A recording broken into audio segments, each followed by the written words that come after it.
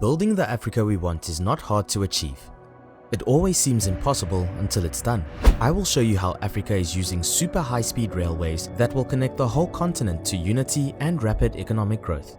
Africa dominating the global economy in 2041 is the dream of every African anywhere in the world, and this video would prove to you even more that Africa is not joking this time. But why is high-speed railway infrastructure so important that Africa is pursuing it aggressively? And how will an everyday African benefit from it?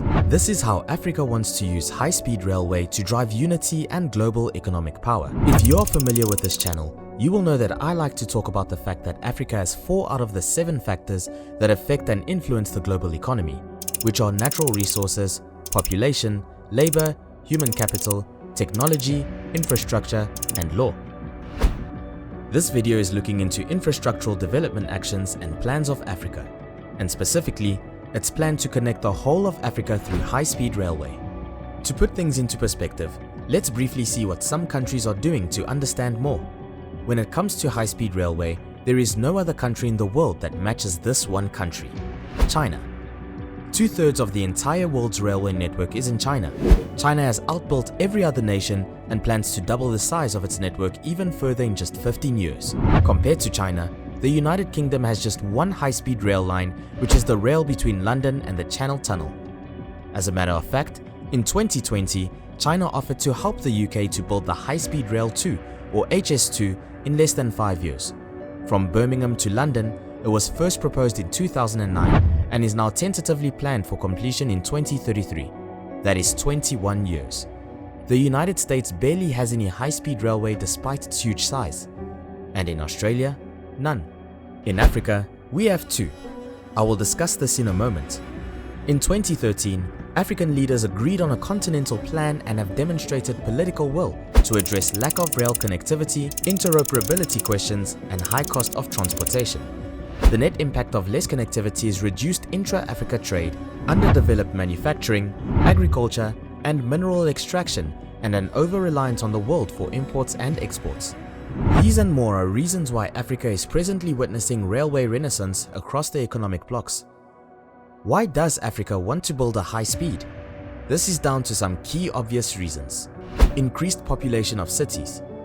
As cities would be filled with more people in Africa, and investments would be moving freely around the continent due to the ACFTA, there would be the undeniable need for railway projects. Fast railway will play a huge role in accelerating these trades and investments, resulting in huge growth of Africa in the next 2 decades. The plan and work done so far. According to the African Union Development Agency, the planned network will connect the 16 landlocked countries in Africa to major seaports and neighboring countries by 2033.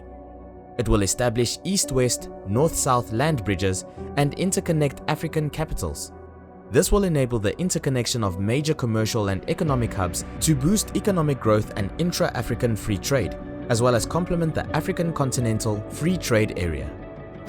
Currently, there are 2 high-speed railway networks in Africa.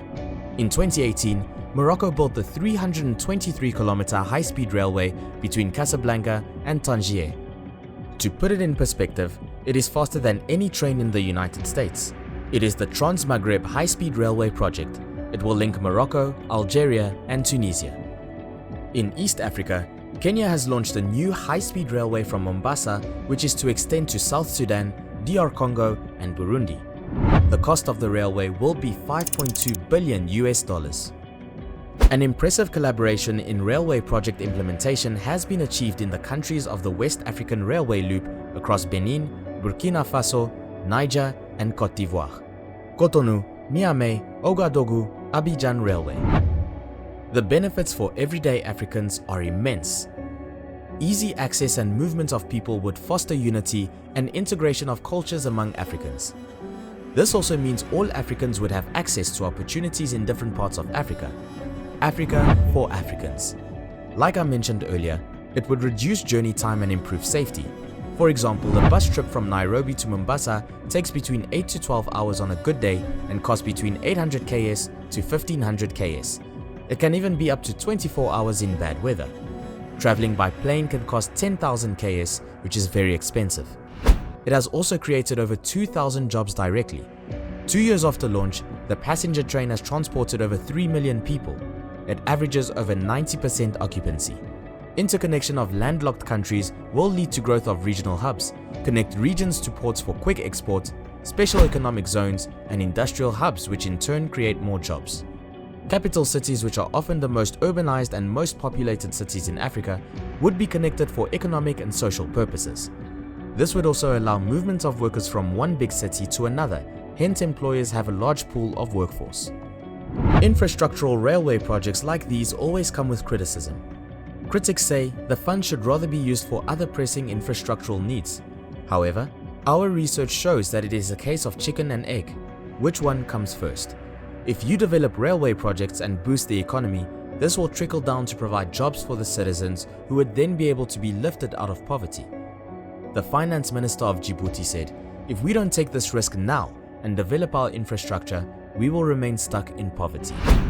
Come back in a few years and you will find that Djibouti has become the logistics hub of the continent.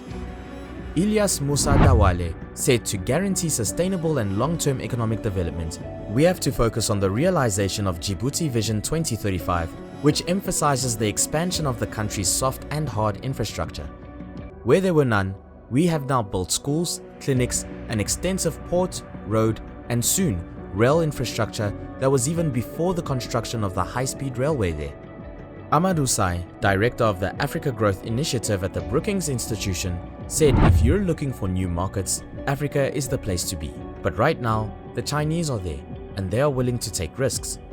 This brings me to call on all Africans in the diaspora, African Americans, and Africans at home to take these opportunities right now.